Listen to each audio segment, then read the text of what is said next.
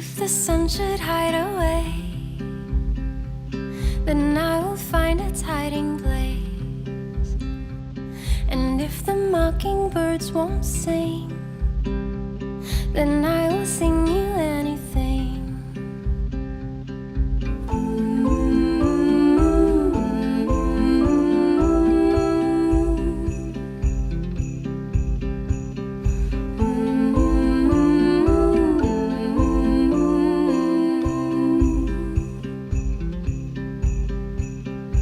If you lived across the sea, I'd ask the wind to carry me. And if the stars forget to shine, I'll climb a ladder up and remind them.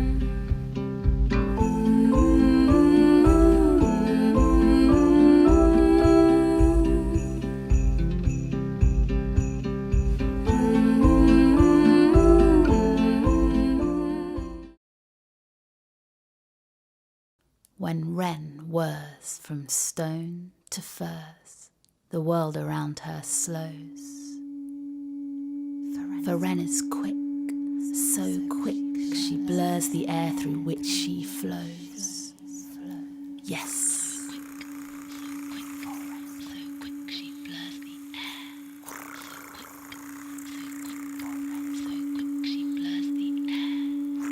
Rapid wren is needle, rapid wren is pin, and wren's song is sharp song, briar song, thorn song, and wren's flight is dart flight, flick flight, light flight, yes.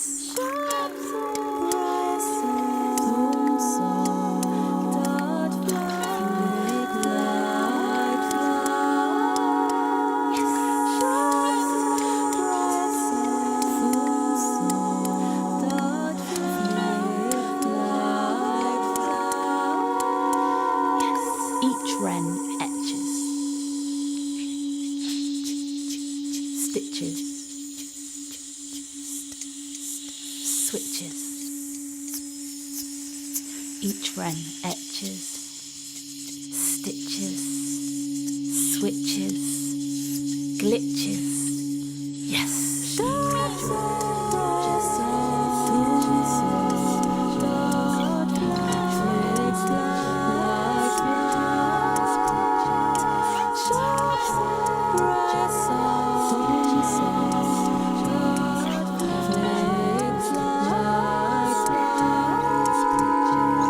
Now you think you see wren, now you know you don't.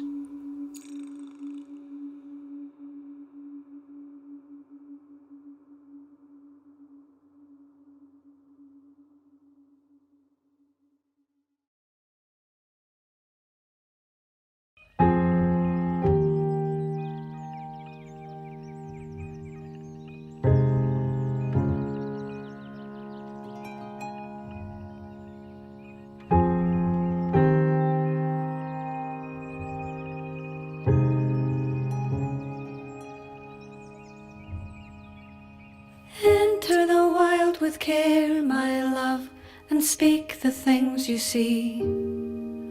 Let new names take and root and thrive and grow.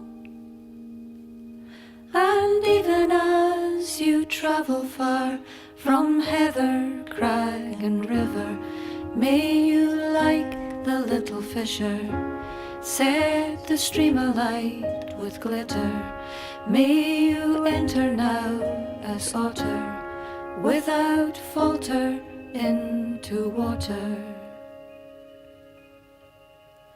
Look to the sky with care, my love, and speak the things you see. Let new names take and root and thrive and grow. And even as you journey on, past dying stars exploding like the gilded one in flight, leave your little gifts of light. And in the dead of night, my darling, find the gleaming eye of starling, like the little little aviator, sing your heart to all dark matter.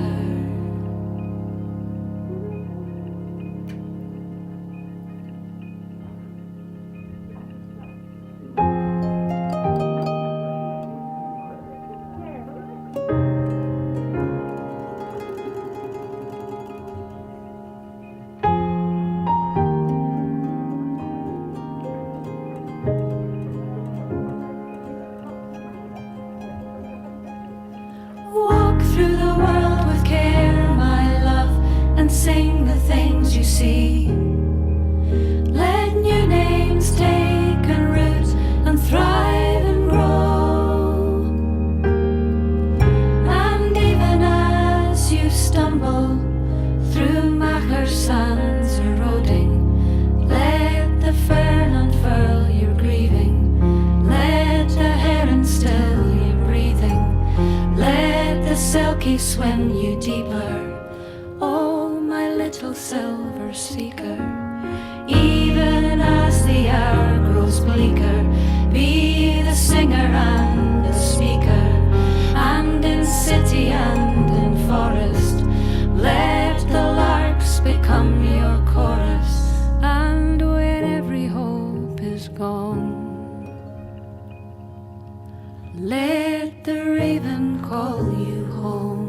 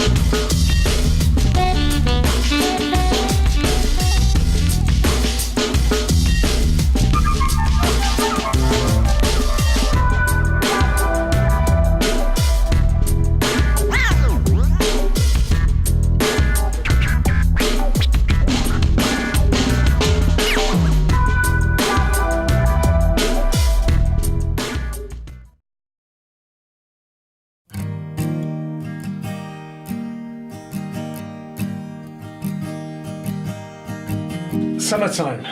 So this is all about nostalgia for me. I wanted to capture 1970s, my memories of being at home Sunday afternoon, and after lunch, 2 o'clock, 3 o'clock, you would hear the ice cream van and you'd run up and join all the rest of the kids in the queue. I think I remember my mum giving me 50p for an ice cream, so it's just full of reminiscence, and that's why I've captured the ice cream van, which dates back to that period. For me, the whole piece is about nostalgia.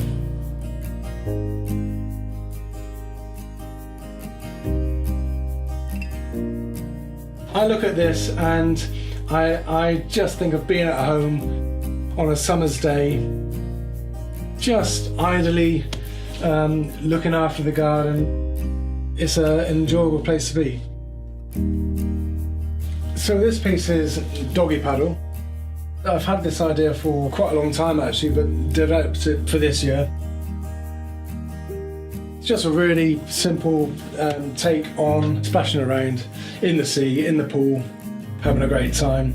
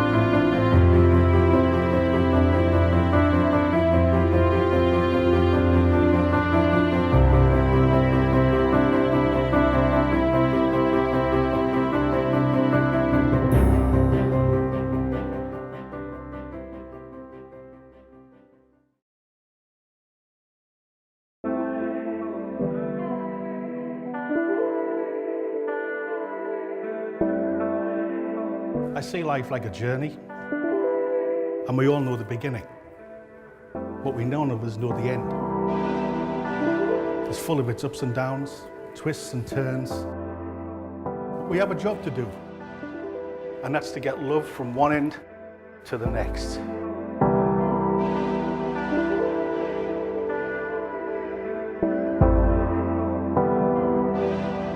When I started drawing like this, after a while, I had to bring them off the wall. They were demanding to be three-dimensional, to be able to walk, to be able to talk, to be seen.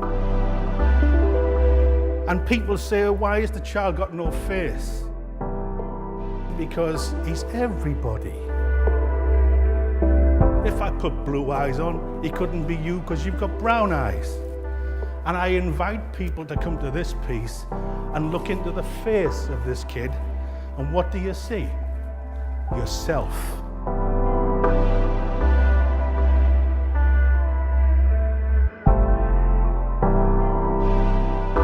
Look at what children bring to our lives. Look at the innocence. Even in an empty space with nothing, he casts a very little shadow on the planet. What he brings is happiness and he brings love. That's all he wants to do.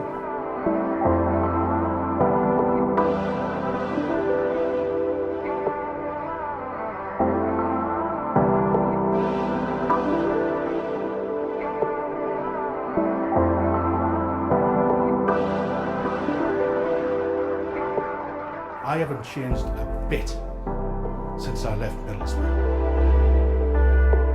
And I'm still drawing it. I draw it with pride and the strength that it's given me. I've moved on a long way, but I never leave it behind.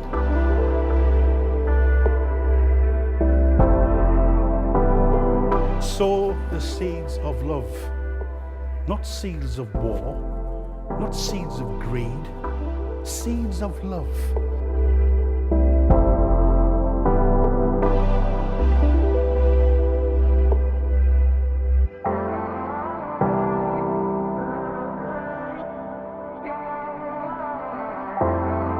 I've got to a place where I'm not frightened, and I'm not worried, and I'm not scared. And I can look at the landscape and stand on the edge, and I know I'm going to get through. There's nothing's going to stop me.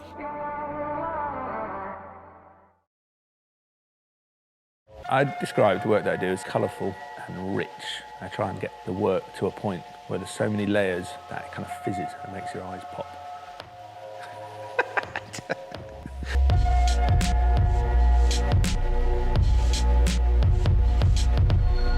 I can't remember a time when I didn't want to be a painter. And I think the furthest back I can remember thinking about that is on holiday in America with my family when we went to visit an artist studio who painted massive abstract pieces. And I just thought, I want to make massive abstract paintings.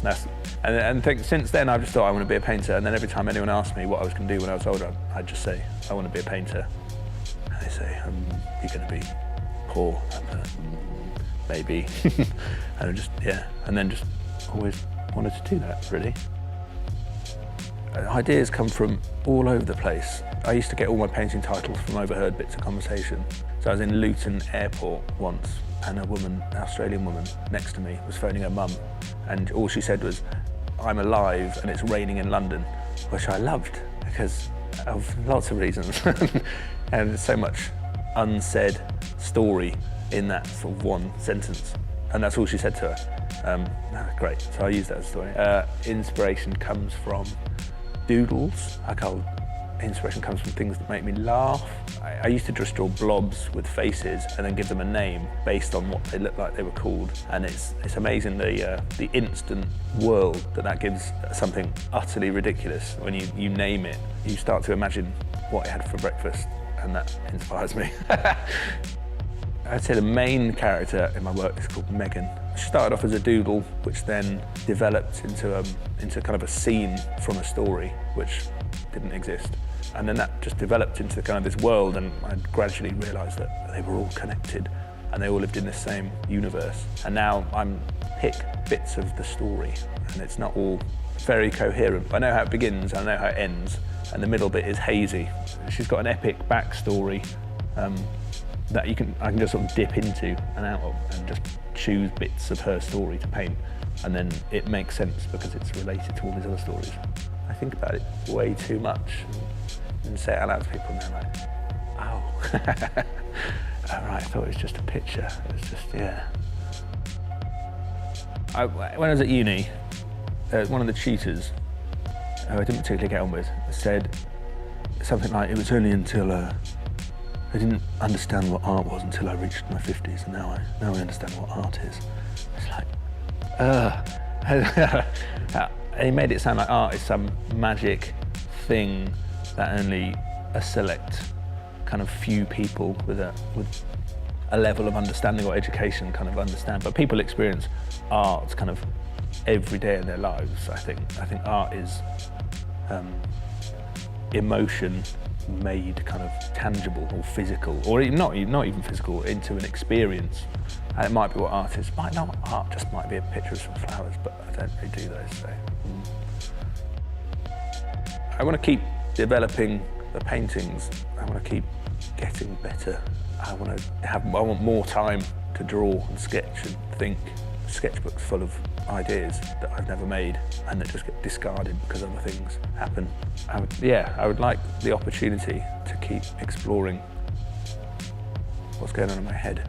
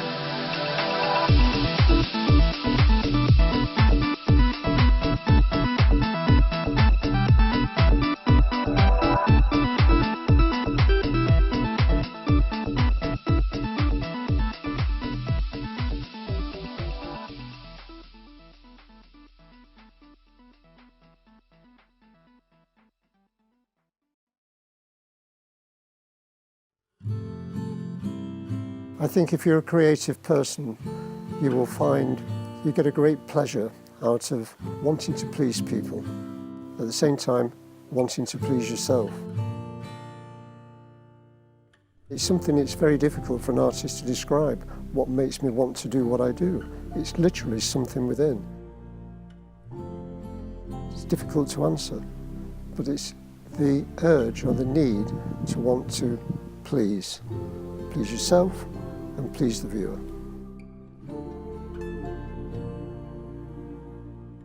Every artist, no matter who you are, wants to bring light into his form of painting. The next painting should always have something more in. You're only as good as your last painting.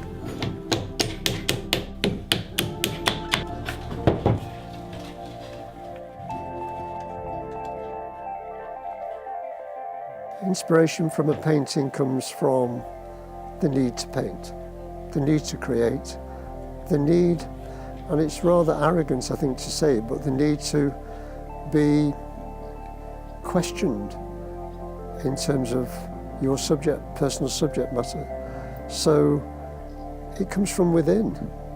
All I know is that I have to create.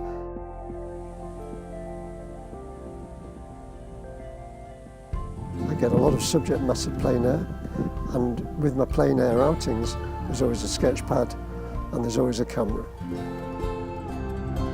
Canvas has turned out to be the best subject for me, especially you get a weave in the canvas which grips paint, which holds paint. You can rub off and still leave something behind. I've never been frightened of experimentation. I'm always looking for something new, and the landscapes have afforded me to do that. I want people to look at my work through their eyes, but don't just feel it through their eyes, feel it in their stomach, feel it in their heart.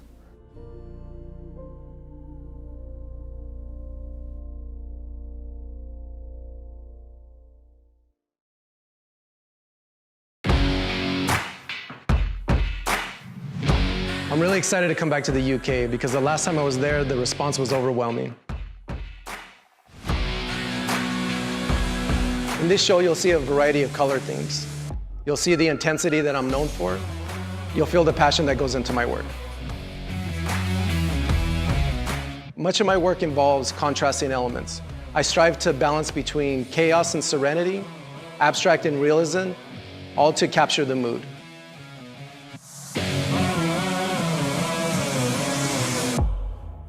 This is going to be one of my strongest shows ever.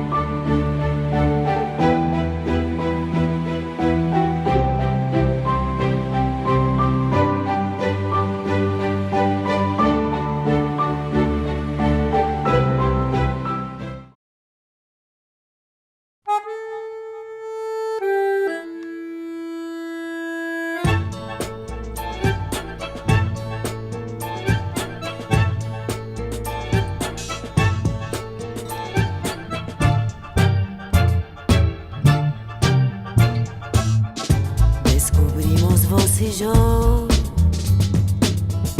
en el triste carnaval, una música